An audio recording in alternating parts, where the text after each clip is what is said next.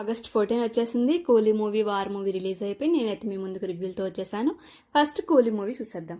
కూలీ మూవీ అసలు ఎలా స్టార్ట్ అవుతుందంటే, కుర్చీ కోసం యుద్ధం. అంటే ట్రైలర్ చూసారా మీరు? ట్రైలర్ చూస్తే అందులో కుర్చీ కనబడుతుంది, దానికోసం యుద్ధం. అంటే ఆ కుర్చీలో కూర్చుంటే మాత్రం కూర్చున్న వాళ్ళందరూ మాయమైపోతూ ఉంటారు. అంటే అదొక స్టోరీ అనమాట, కుర్చీలో కూర్చుంది. అది నేను స్టోరీ రివీల్ చేస్తే మళ్ళీ మీరు థియేటర్కి ఎలా చూడలేరు కదా. సో అట్లా.